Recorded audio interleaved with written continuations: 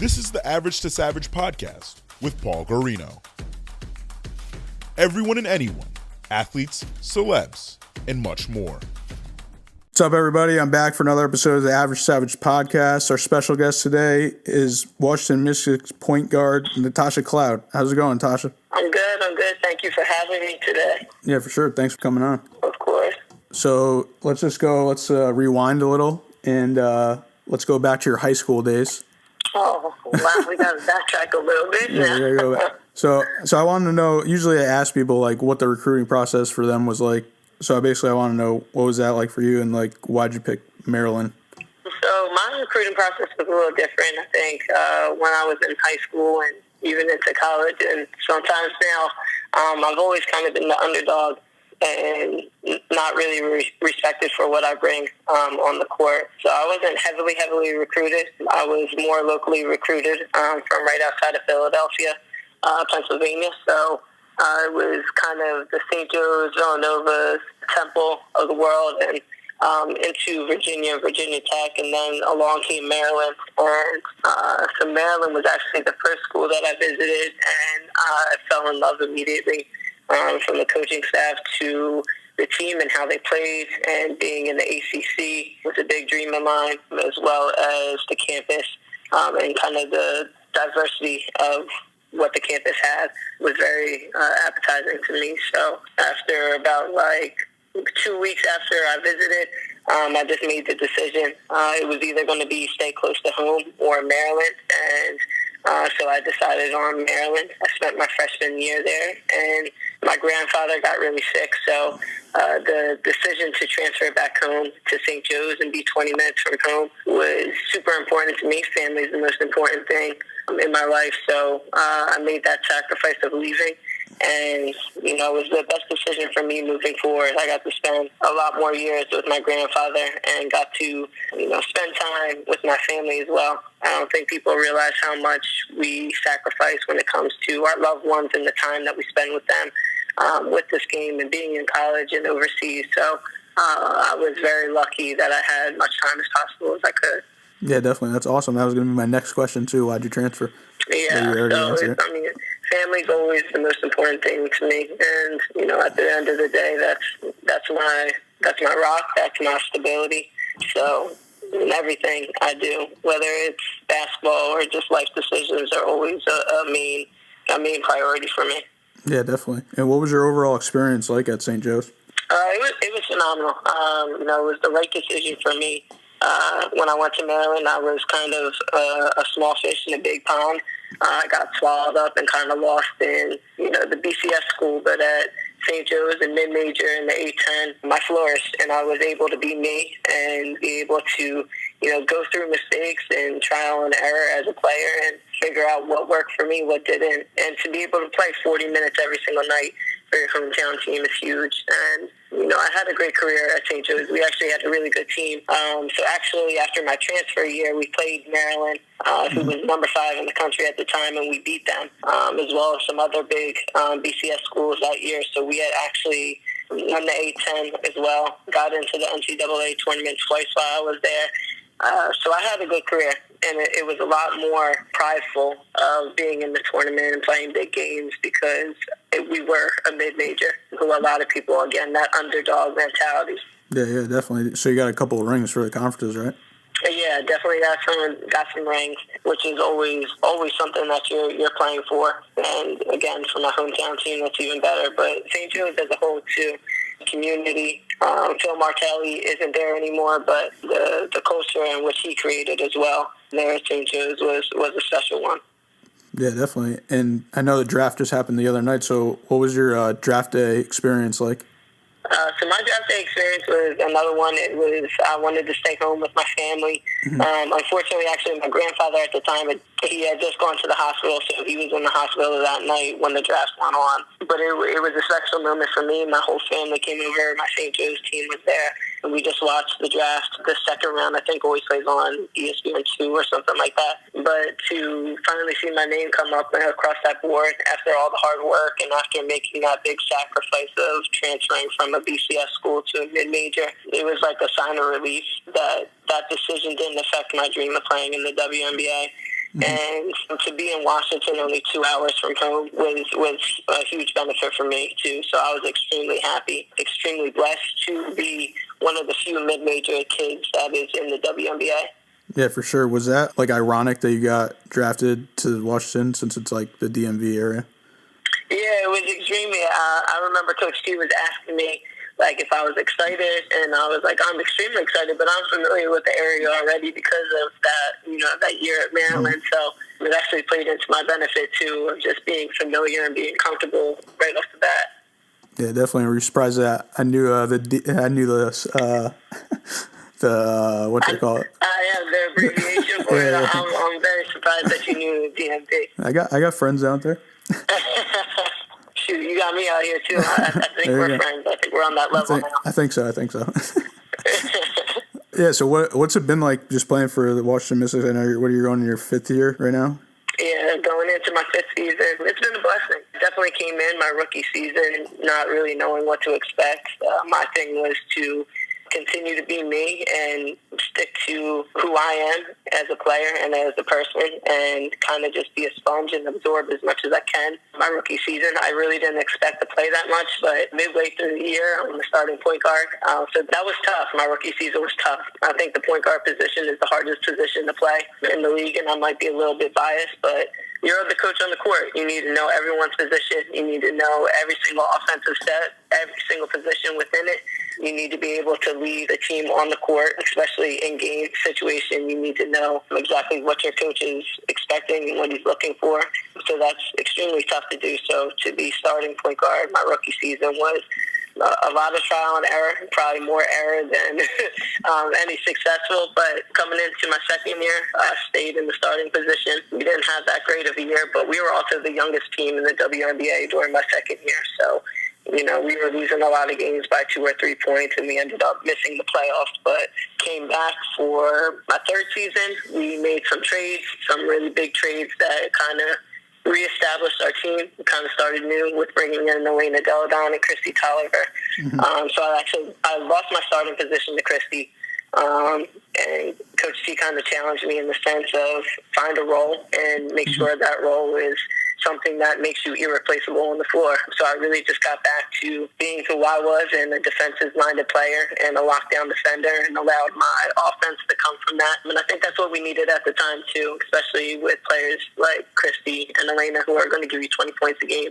We really needed a defender to be able to lock down on the other end. So within that role, I feel like I had one of my best seasons, which led me back into a starting role. And then coming into this year, I got to play a lot more, especially with being our best perimeter defender. It just kind of solidified my role in the team, and I took a little bit more of a scoring role this season as well. And so I've been extremely blessed with the positions that I've been put in, and I like to say that I'm a product of my environment, and now it's both to my family, and a lot of that is the St. Joe's, and being a mid-major kid that's always been an underdog, and that relentless mentality that comes with that, that's just really how I approach my professional career as well. Yeah, definitely. So you still have that chip on your shoulder, huh? Oh, yeah, 100%. I understand what I can bring to a team, and, it might not always show up on the stat sheets, but I try to do all the intangibles that some players might overlook, because I think those are the most important parts of the game. So I think that kind of sets me apart and, again, solidifies my role for us as the Mystics. And that's why I just continue to play, a chip on my shoulder with that underdog mentality. Yeah, definitely. And I know you were a free agent this past summer, or, off season, I should say. I'm tripping. Yeah. But so was there any doubt that you were going to not come back, or did you know you were going back?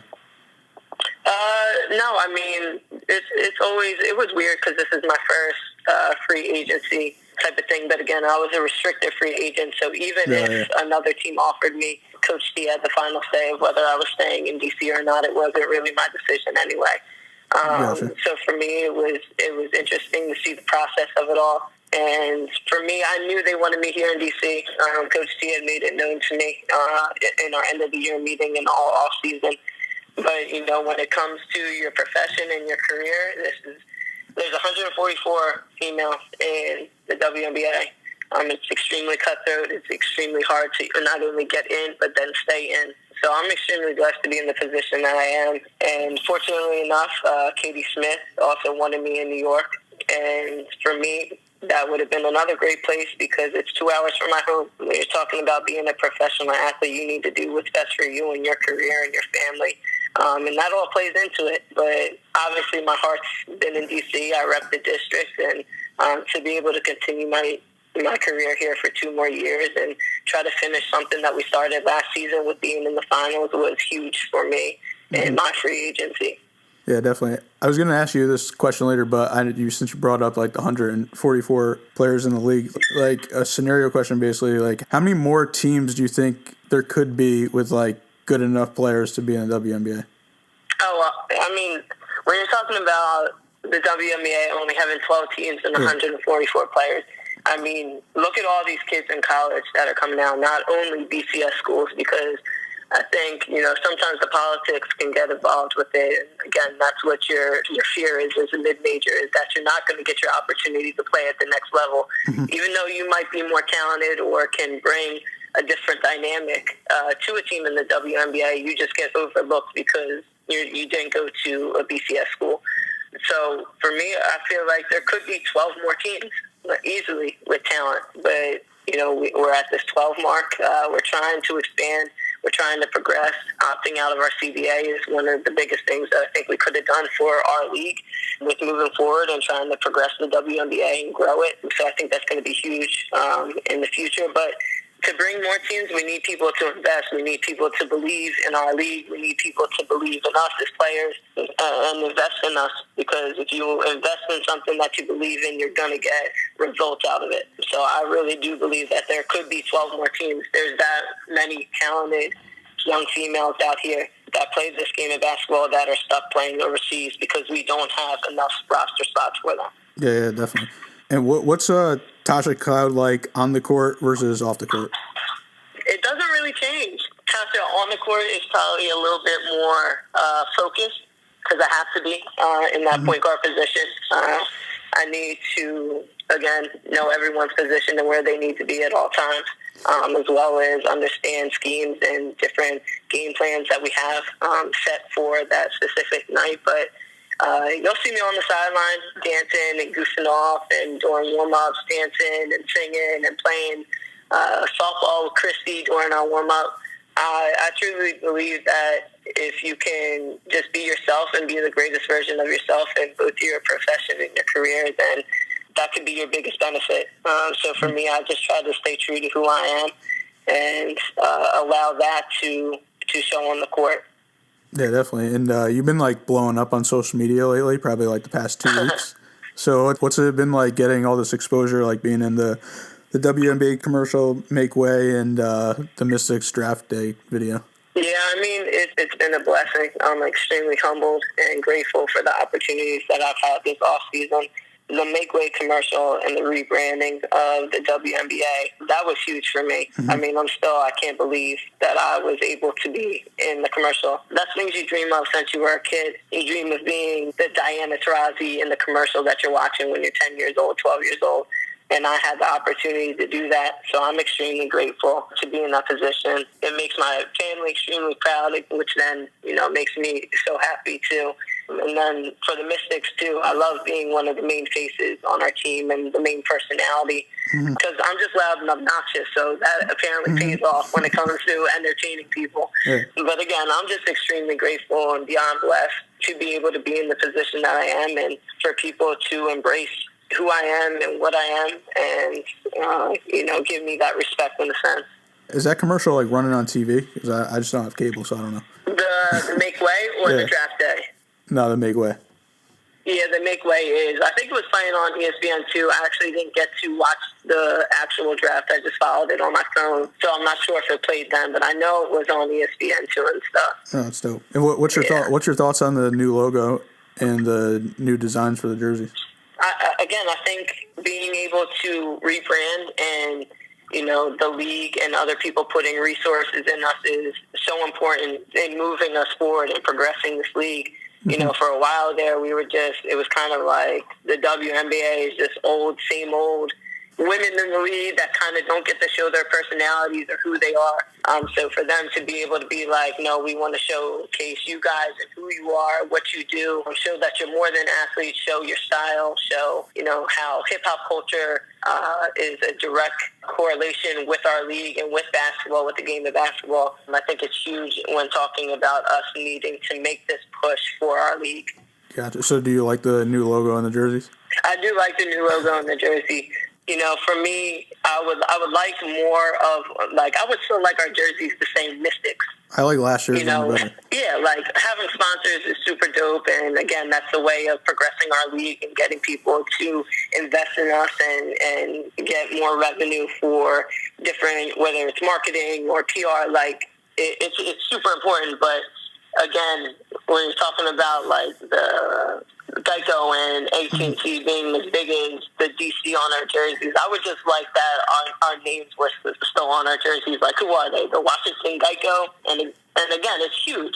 We're super thankful and grateful for both Geico and AT&T for investing in us and believing in us. But we still want to represent who we are and what we are.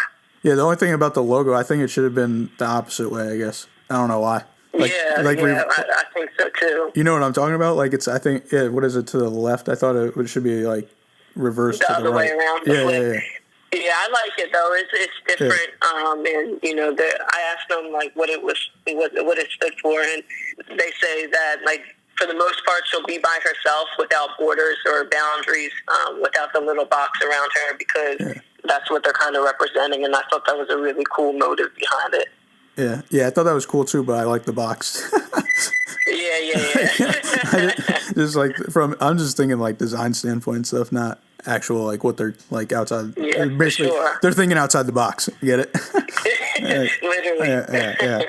Yeah. So why do you think you're so marketable? Again, I think I'm just super annoying and obnoxious, and that entertains people. But no, I feel like I'm very personable. I feel like I can really talk to anyone, regardless of race, gender, religion, anything like that. I represent diversity, obviously being mixed race, and just my personality. I'm super outgoing. And when you're talking about a team, we have a lot of personalities on our team, but I think I'm probably the most obnoxious, so that always helps. So do any of your teammates get annoyed by you? Probably. Probably, but no, we have a really good team, and we're all family. It's no different than my family getting annoyed at me because I'm obnoxious. I can go home and my mom will be like, "Bro, go home. Go back to DC already. You're so loud." And that's just who I've always been, but it doesn't affect me. I am who I am.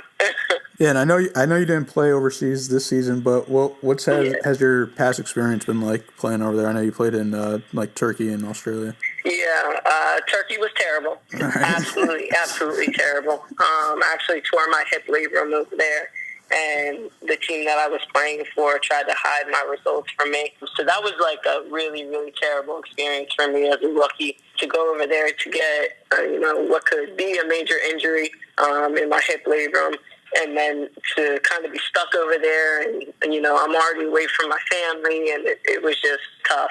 And then, how Turkey is set up, women aren't really respected over there. So that was really hard in itself, too, to get used to, especially coming from the States. But so I came home, I got healthy. I stayed home the next off season, and then I went to Australia. And Australia was extremely important for my overseas career because it was like a breath of fresh air. I played in Townsville, a small kind of country town. It was nice, very Americanized, and I liked the small community type feel that really supported their team. And again, the weather and the culture out there and the different sites and stuff, it was really super important to kind of get back on track for my overseas career. I opted out of going overseas this year just for the simple fact of it was my contract year, and I didn't want to get hurt overseas or risk it. So I just kind of wanted to solidify my contract, and then next season I'll try to go over again. No, you just answered all my questions. I'm good, right? One big time. Yeah. And I think the NBA is growing pretty good right now, but what do you want to see more of? Of the WNBA or the NBA? No, the WNBA, just growth. Like, what do you want to see? Like, what do you want to see them do, or like try to get like more fans or more teams? Or anything? More fans, more viewership, more endorsements, more sponsorships, more partnerships for us, which can help expand, maybe grow some teams. But for right now, I think, being seen in the viewership brings fans, which will bring all that. But, the NBA just invested so heavily into G League. You can now be 18 years old and come out of high school and make $125,000. Yeah. And which is more than what Elena Deladon, arguably the best player in the entire world, is making in the WNBA. She's making about 118. So when you're talking about the NBA investing in the G League and believing in the G League, we can do the same thing. Yeah. You need to be able to invest in something. You need to be able to believe in something for results and for things to come out of it. So I truly, truly believe that if we had different investments and sponsorships and endorsements and, even ESPN, like, I'm tired of seeing our finals games. Yeah, ESPN gives us a lot of money, but at the end of the day, we can't even get our finals games on the main channel. We're playing on ESPNU or ESPN Plus or ESPN2. Like, meanwhile, you're playing NBA games from 1985. Like, no one gives a shit about those games.